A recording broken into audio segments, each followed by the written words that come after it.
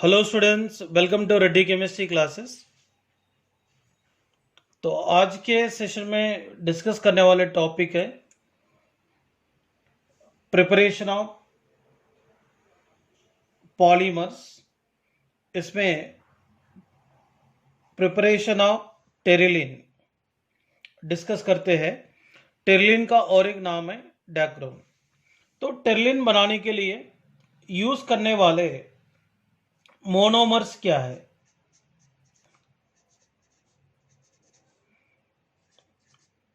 Monomers used are ethylene glycol. Ethylene glycol का formula CH2OH single bond CH2OH and dimethyl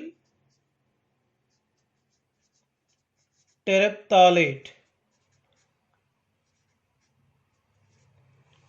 dimethyl terephthalate और इसका formula भी देखिए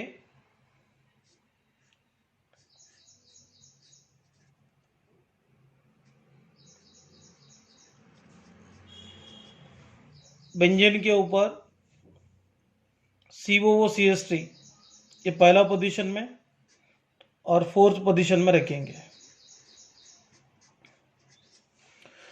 मतलब डैक्रोन में रहने वाले मोनोमर यूनिट्स है ethylene glycol as well as dimethyl terephthalate है।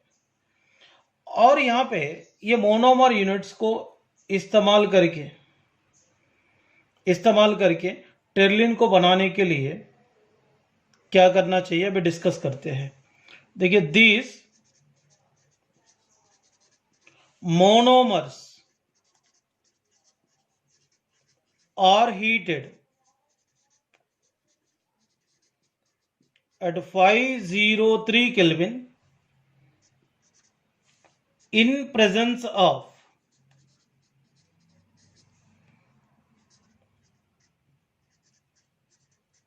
zinc acetate and antimony trioxide as a catalyst।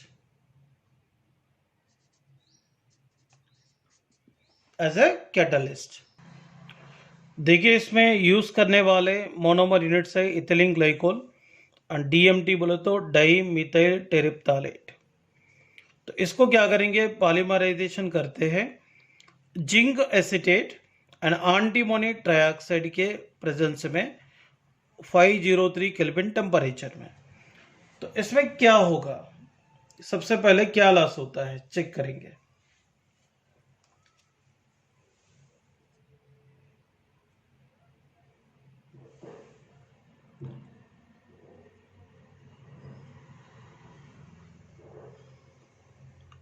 CH3OH को लॉस करेंगे, okay.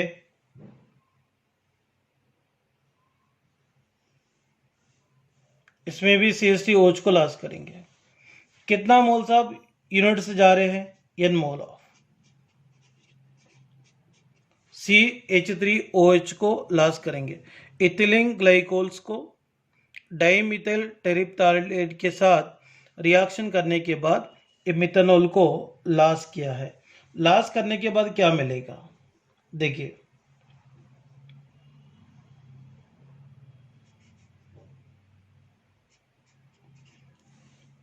OH CH2 CH2 O CO, ये बेंजीन रिंग है। इसके बाद CO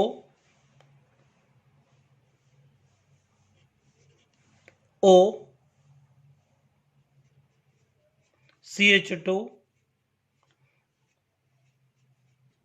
CH2 OH मिलेगा। ये अगेन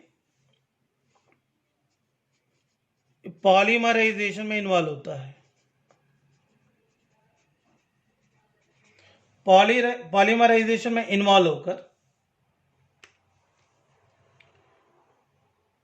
किसको लॉस करेगा? देखिए, इसमें से OH को, इसमें से CH2OH को रिमूव करेंगे। ओके, क्या रिमूव हो रहा है?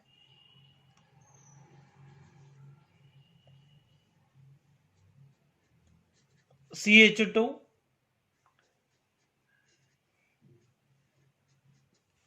CH2OH CH2OH है, और यहां पे जो OH रिमूव हो रहा है इधर लगा देंगे, ये रिमूव हो गए।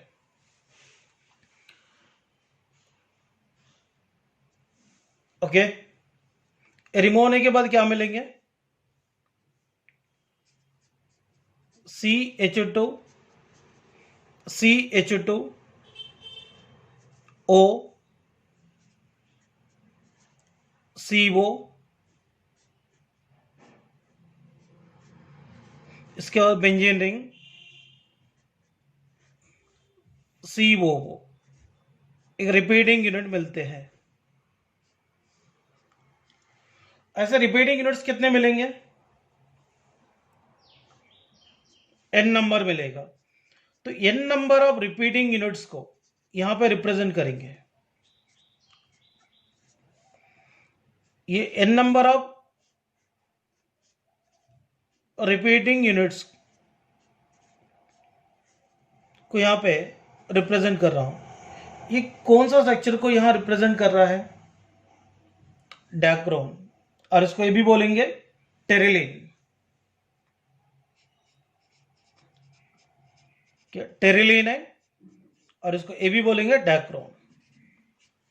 Okay, it is a polyester है क्योंकि सीवोवो ग्रुप है। तो देखिए, मैं आपको समझा देता हूं। इथिलीन ग्लाइकोल को डाइमिथाइल टेरिप्टालेट के साथ करेंगे। तो मैंने इथिलीन ग्लाइकोल को इधर भी रखा हूं, इधर भी रखा हूं। तो सबसे पहले यहां पे CH3OH रिमूव हो रहा है। तो रिमूव होने के बाद ये मिलेगा।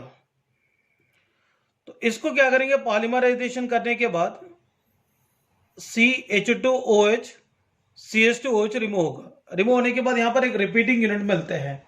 ऐसे रिपीटिंग यूनिट्स कितने मिलते हैं? n मिलते हैं। ये नंबर ऑफ रिपीटिंग यूनिट वाला जो पॉलीमर होता है वो टेरिलीन और डैक्रोन बोलेंगे इसको। ये क्या? Repeating unit. ये क्या? रिपीटिंग यूनिट है। तो इस तरीके से डैक्रोन का फॉर्मेशन होता है।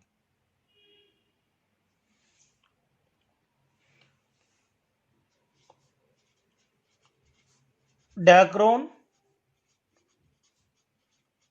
और इसको टेरिलीन इज ए पॉलीएस्टर है।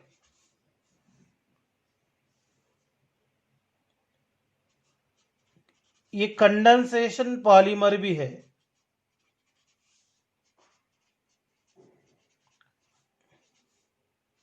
एंड इसको ये भी बोलेंगे step growth polymer. Okay, terylene fibers are resistant to heat, crease, chemicals, light, moths, bacteria, Okay, they observe very little quantity of water, hence dry quickly. मतलब water को कम observe करता है, इसलिए वो इसको ड्राई करना बहुत इजी है. They are blended with cotton to form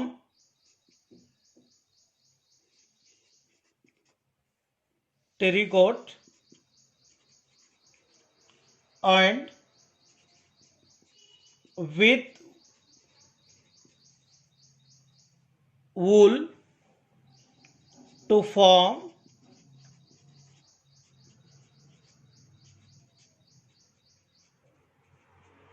terry wool. Used in preparation of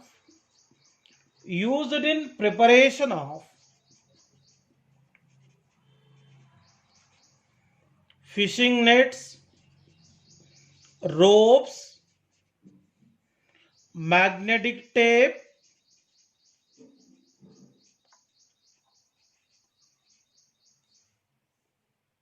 recorders, magnetic tape recorders,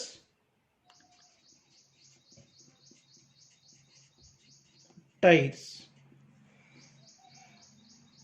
okay, मतलब टेरिलिन कॉटन के साथ मिलकर टेरिकॉट बनाता है और वूल के साथ मिलकर टेरी वूल बनाएंगे. इसको फिशिंग नेट बनाने के लिए, रोप्स बनाने के लिए, मैग्नेटिक टेप रिकॉर्डर्स बनाने के लिए और टाइस बनाने के लिए, ओके, टाइल्स बनाने के लिए यूज करते हैं. एक वेरी इंपॉर्टेंट पॉलीमर का स्ट्रक्चर के बारे में डिस्कस करते हैं, that is bakelite. So bakelite का और एक नाम है फॉर्माल्डिहाइड फिनोल पॉलीमर्स. ओके, सो यहाँ पे जनरली देखिए बेकेलाइट को बनाने के लिए यूज करने वाले मोनोमर यूनिट्स है, फिनोल है, फॉर्माल्डिहाइड. फिनोल फॉर्माल्डिहाइड के साथ रिएक्शन में इन्वॉल्व होकर एसिड और अल्कली के प्रेजेंस में mixture of ortho hydroxy methyl phenol and para hydroxy methyl phenol को फॉर्मेशन करता है.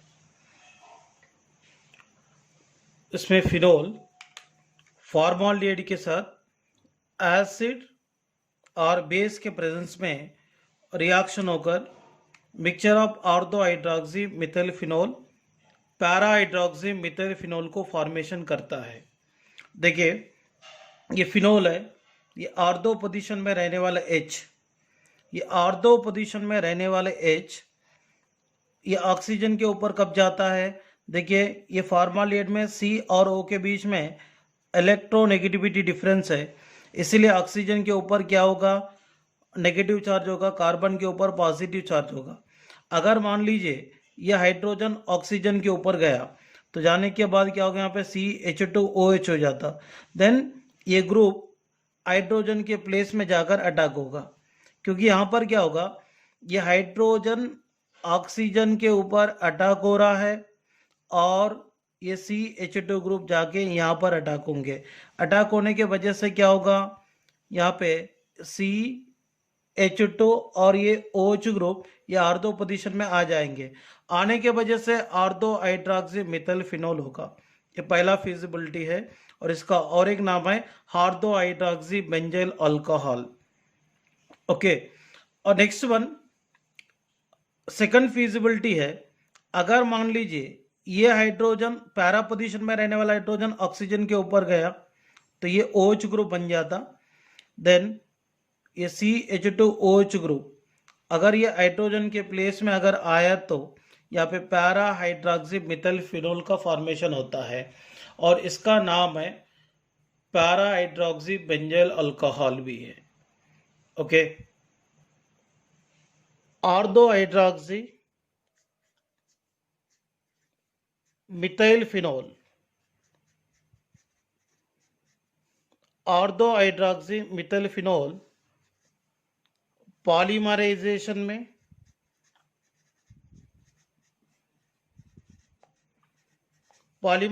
में इन्वॉल्व होने की वजह से नोवोलॉग पॉलीमर बनता है।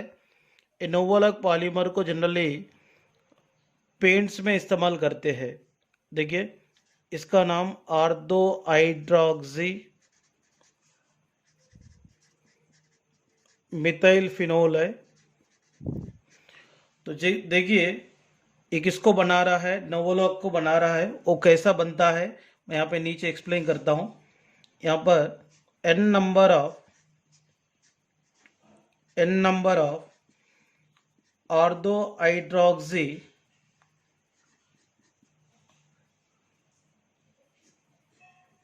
मिथाइल फिनोल मोनोमर यूनिट्स है।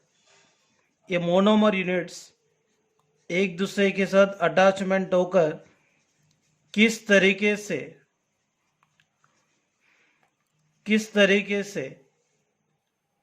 नोवोलॉग पॉलीमर को डेवलप करता है, इसके बारे में डिस्कस करेंगे। देखिए, यहाँ पर OH है और यहाँ पे CH2OH है। इधर भी ऑर्थो पोजीशन में हाइड्रोजन्स प्रेजेंट है। मैं ये भी यहाँ पे दिखाना चाहता हूँ।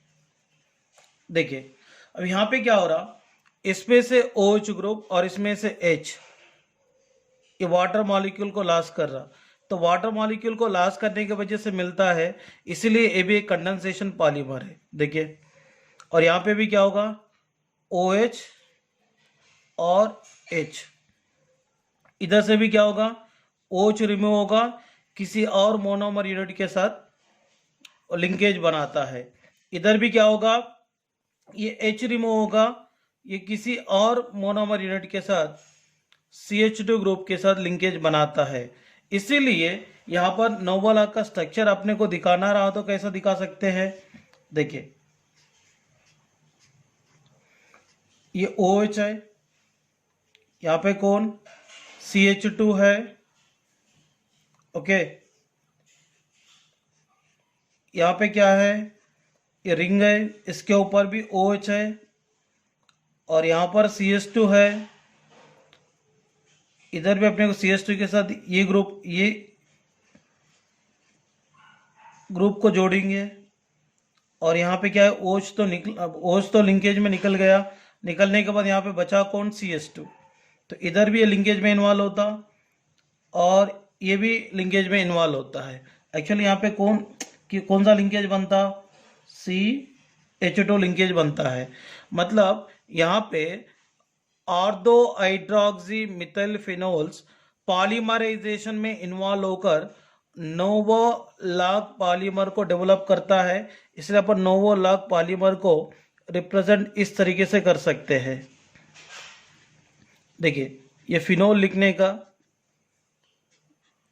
देखो इसका स्ट्रक्चर याद रखना बहुत इजी है।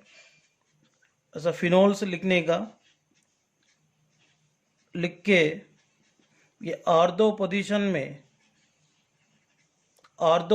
में CH2 लिंकेज दिखाने का, ऑर्थो पोजीशन में CH2 लिंकेज दिखाने का। इसका मतलब ortho hydroxy methyl phenol monomer units polymerisation में इन्वॉल्व होकर एक लीनियर पॉलीमेरिक चेन को डेवलप किया है और लीनियर पॉलीमेरिक चेन को कहेंगे नोवोलॉग। ये नोवोलॉग में ऑर्थो पोजीशन में कौन सा लिंकेज आया हुआ है, CH2 लिंकेज आया हुआ है, नोवोलॉग। ये नोवोलॉग को कहाँ इस्तेमाल करते हैं, the linear polymer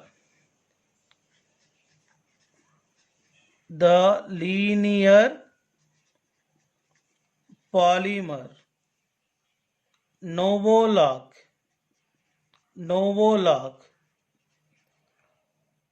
used in paints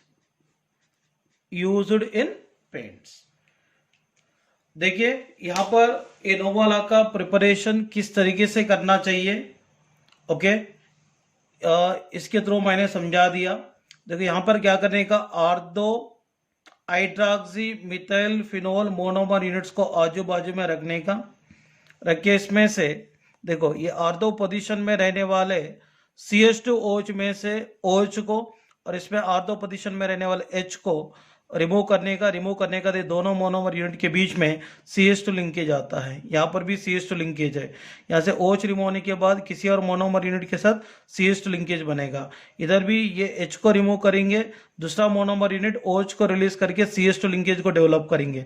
इसका मतलब यहाँ पे मोनोमर यूनिट के बीच में आर्दो पोजीशन में कौन सा ग्रुप के साथ ये जोड़ रहे हैं, CH2 ग्रुप के साथ जोड़ रहे हैं। सो ये नोवल आके तो पहला स्टेप में आपको समझ में आया होगा, मतलब फिनोल फॉर्माल्डिहाइड के साथ रिएक्ट होकर mixture of ortho hydroxy methyl phenol and para hydroxy methyl phenol को फॉर्मेशन करेंगे। अगर आर्दो हाइड्रॉक्सी मिथाइल फिनोल तो लीनियर पॉलीमराइजेशन में इन्वॉल्व होकर नोवल आर्क को फॉर्मेशन करेगा। सेकंड स्टेप है। तीसरा स्टेप में क्या होता है, बेकेलाइट पॉलीमर। बेकेलाइट पॉलीमर कैसे बनेगा, ortho hydroxy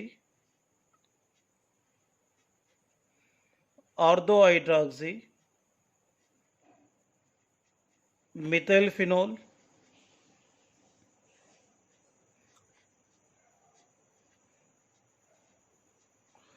para hydroxy methyl phenol, ये होगा आर्दो हाइड्रॉक्सी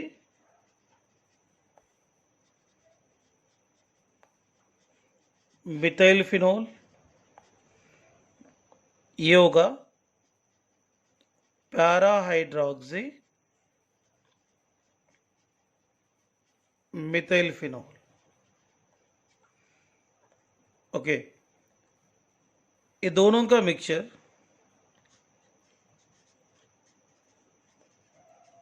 पॉलीमराइजेशन में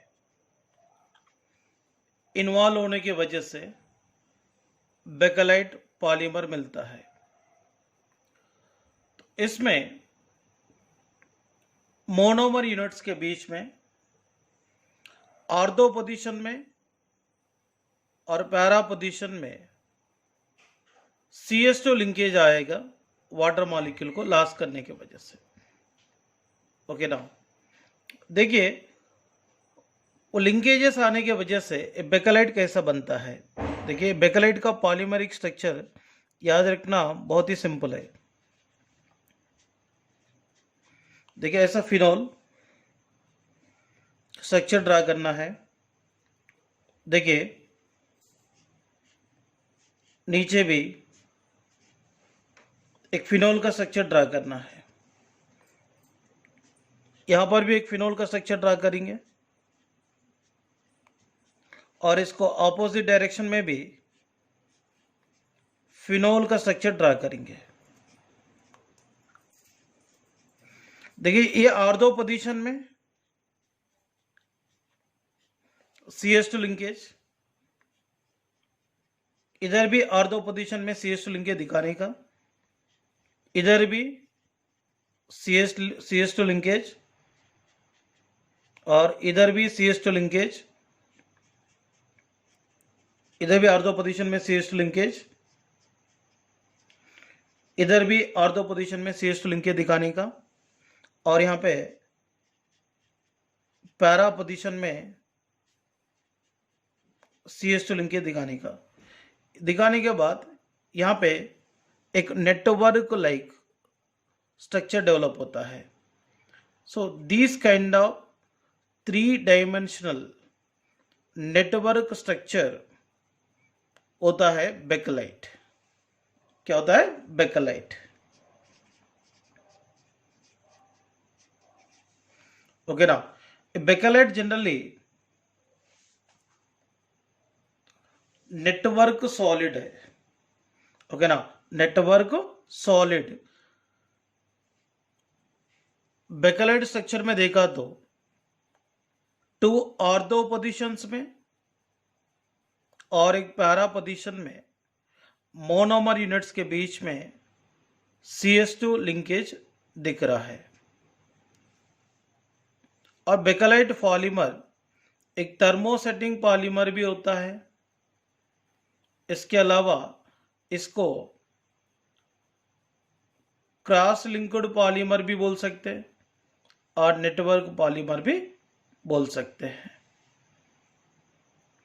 बेकेलाइट को कहाँ यूज करते हैं? स्विचेस बनाने के लिए यूज करते, हैंडल्स बनाने के लिए यूज करते कुकर का, फ्राइंग फैंस बनाने के लिए यूज करते, कोम्स बनाने के लिए यूज करते हैं। बेकेलाइट्स are used to making the switches, handles of cookers, frying fans, combs। Bakelite के सेक्शन में ज़्यादा रिसर्च करने की ज़रूरत नहीं है, मैंने जैसा सेक्शन बताया वैसा लर्न कर लो, ठीक है। Next one, other polymers of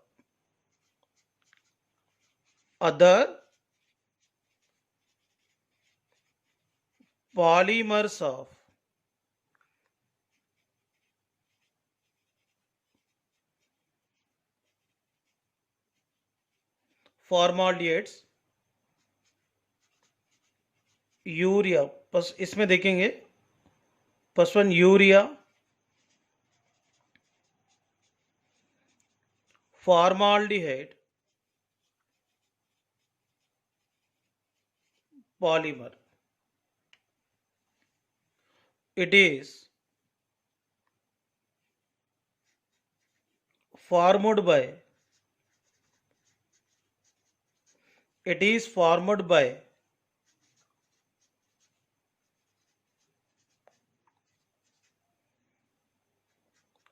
polymerization of monomers, urea and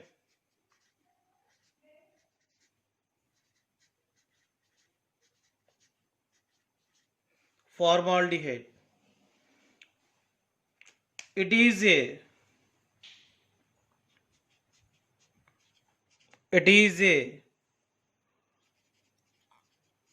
molded plastic।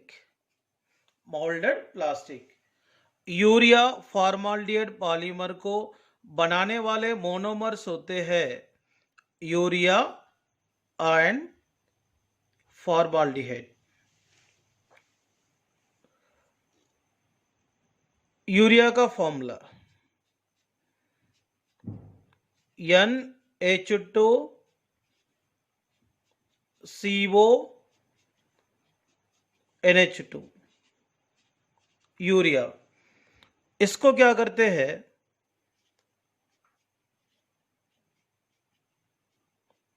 Formaldehyde के साथ रिएक्ट करेंगे। रिएक्ट करने के बाद क्या होगा, देखो यहाँ पे फॉर्माल्डिहाइड में कार्बन एंड ऑक्सीजन के बीच में इलेक्ट्रोनेगेटिविटी डिफरेंस है, इसलिए shared pair of electron oxygen की तरफ जाने से इसके ऊपर नेगेटिव और इसके ऊपर पॉजिटिव होता है। और ये नेगेटिवली चार्ज्ड ऑक्सीजन के पास ये H+ जाता है और यहाँ पे ये CH2+OH ये N के पास अटैक होगा। क्या मिलेगा, NH2 ओके CO NH, ये हाइड्रोजन यहाँ पे गया और ये ग्रुप इधर आ गया, CH2OH मिला है। इसको क्या करेंगे, अनदर 1 मोल ऑफ फॉर्माल्डिहाइड के साथ करेंगे।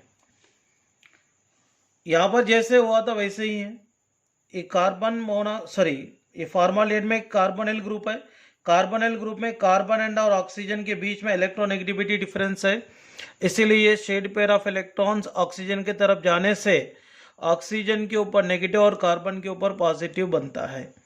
तो इसलिए ये नेगेटिवली चार्ज ऑक्सीजन के पास हाइड्रोजन जाएगा और ये CH2 प्लस OH इनके पास आएगा। आने के वजह से क्या मिलेंगे, CH2, ओके ना, ये CH2 या हाइड्रोजन आने की वजह से OH ग्रुप किसके साथ रहेंगे अभी, NH, ओके, CO, NH,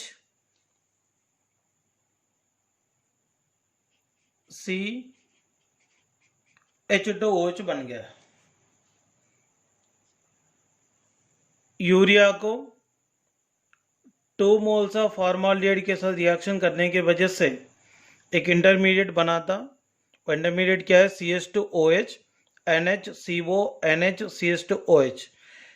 ये पॉलीमराइजेशन में इन्वॉल्व होकर यूरिया फॉर्माल्डिहाइड पॉलीमर को बनाता है।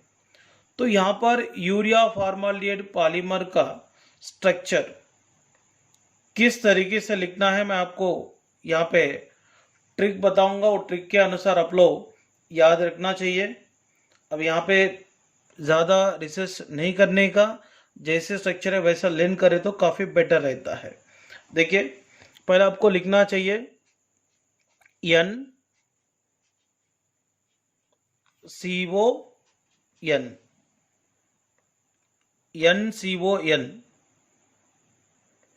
इसके बाद यहाँ पे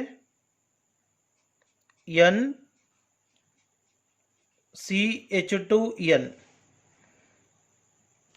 NCON, यहाँ पे NCH2N। ये N के साथ ऐसा लिंकेज दिखाने का अपने को, ये क्योंकि ये पॉलीमर है ना, मोनोमर यूनिट के साथ लिंकेज में इन्वॉल्व होते रहता है। इधर भी अपने को लिंकेज बताने का, इधर भी लिंकेज बताने का। इसके बाद देखो यहाँ पे CH2N, यहाँ पर भी CH2N लिखने का, ओके ना।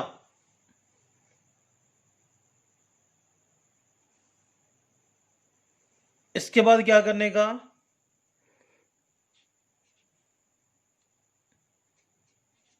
CO और यहां पर भी CO लिखने का, और ये N पे CH2 लिख के लिंकेज बनाने का, यहां पर भी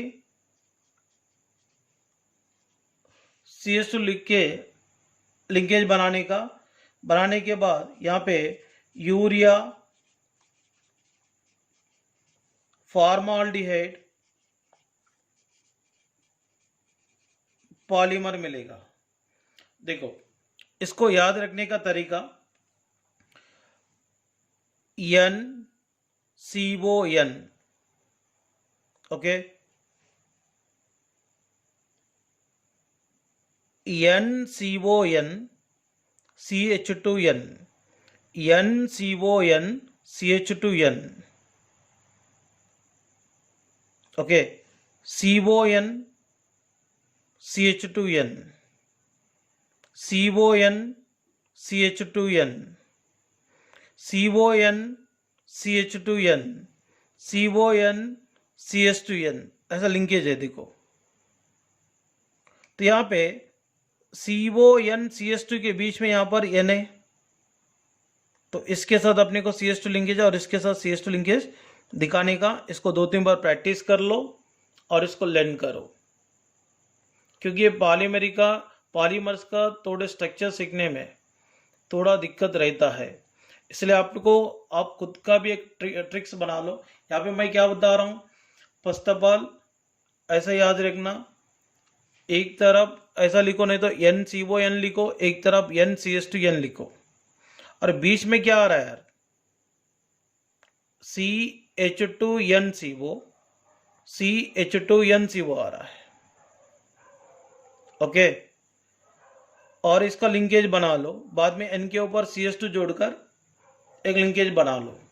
इस तरीके से आप ट्रिक्स बनाकर आप लोग लर्न कर सकते हैं। देखिए मैं और एक बार बता देता हूँ इसको। देखो याद रखने का तरीका, फर्स्ट क्या लिखने का यहाँ पे एन CO N, यहाँ पे क्या लिखने का NCH2N। इसके बाद क्या आ रहा CH2 और इधर क्या है CO। अब ये हो गए NCON CH2 NCH2N CO हो गया। और ये दोनों के बीच में N लगाओ, ये N के ऊपर CH2 लिंकेज और ये N के ऊपर भी CH2 विथ लिंकेज, एंड सबको सिंगल बॉन्ड के साथ जोड़ो। और ये टर्मिनल नाइट्रोजन जो है इसको लिंकेज निकालो। ये होगा यूरिया फॉर्माल्डिहाइड पॉलीमर। इस तरीके से आप लोगों की सीखना पड़ेंगे। नेक्स्ट वन मेलामाइन पॉलीमर, इसको ये भी बोलेंगे formaldehyde melamine polymer. The monomers used are formaldehyde and melamine, and these polymer used in making crockeries। तो यहां पर देखिए मेलामाइन का structure NCNC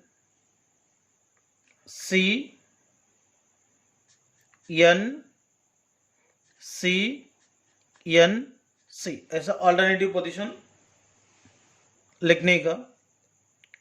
single bond double bond, single bond double bond, single bond double bond, ऐसा लिखने का। तो हर carbon के पास NH2 जोड़ने का।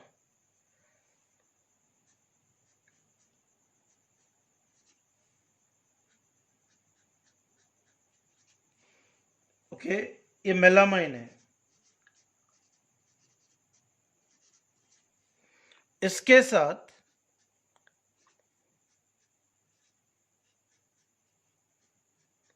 फॉर्माल्डिहाइड रहता है। देखिए ये दोनों इंटरेक्शन करेगा। लाइक यहां पे देखो कार्बन एंड ऑक्सीजन में इलेक्ट्रोनेगेटिविटी डिफरेंस है, इसीलिए ऑक्सीजन के ऊपर नेगेटिव, कार्बन के ऊपर पॉजिटिव होता है। नेगेटिवली चार्ज्ड ऑक्सीजन पे H+ आएगा और यहाँ पे NH- पे कौन जाता, CH2+ OH जाता है। देखिए जाने के वजह से क्या मिलेगा यहाँ पे N double bond C NH2 single bond N double bond C NH2 single bond N double bond C single bond N, और इसके ऊपर यहाँ पे देखो NH, यहाँ पे CH2OH ग्रुप आ जाएंगे।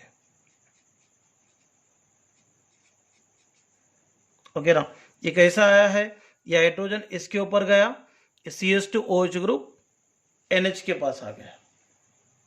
ठीक है, ये इंटरमीडिएट है। ये कौन है,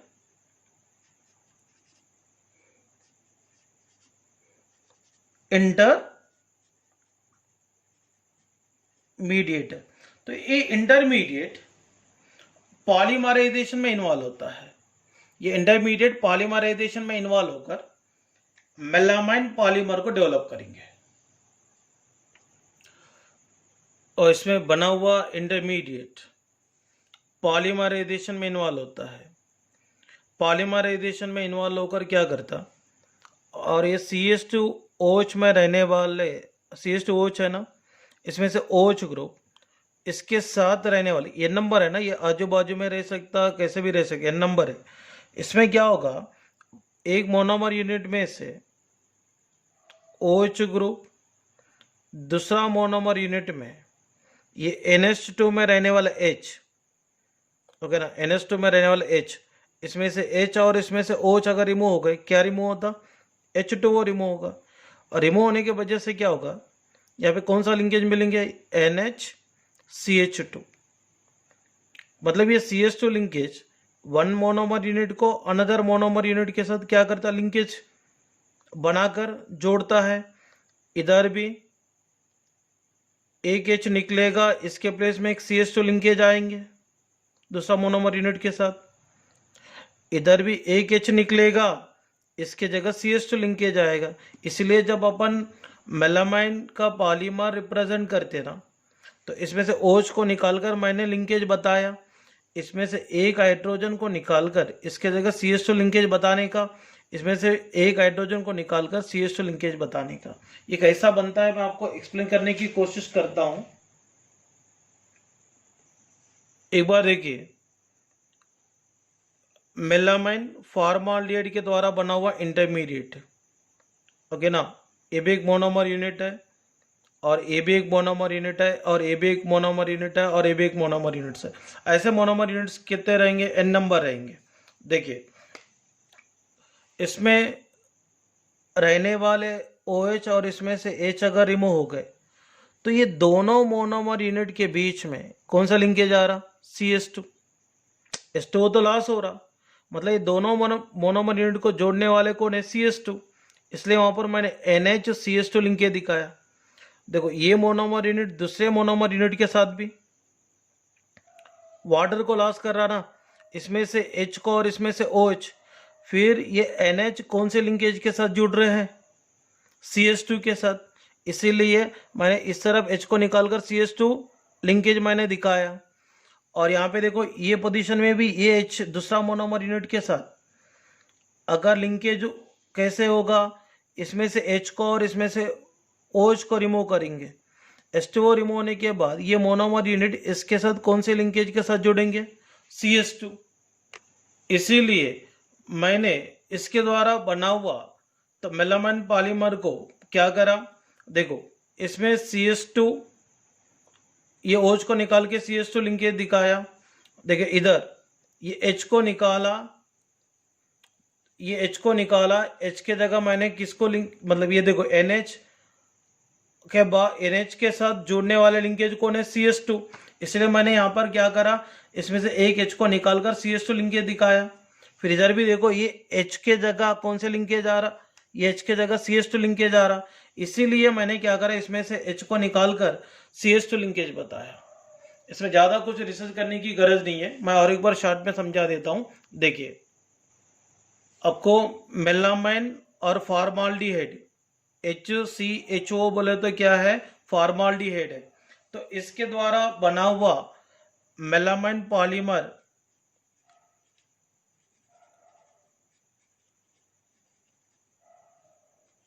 कैसा बनेगा मैं एक्सप्लेन करता हूँ। सबसे पहले मेलामाइन को लेते हैं, ये मेलामाइन को फॉर्माल्डिहाइड के साथ रिएक्शन करेंगे। देखिए, इसमें से हाइड्रोजन O के पास जाएंगे, ये CH2 ग्रुप इसके साथ जोड़ेंगे, मतलब ये CH2 के साथ और कौन रहता? OH रहता। इसीलिए यहाँ पे H के प्लेस में कौन सा ग्रुप आता है? CH2OH ग्रुप आता है। इसको अपन इंटरमीडिएट बोलेंगे। तो ये इंटरमीडिएट को क्या करेंगे? पॉलीमराइजेशन करेंगे।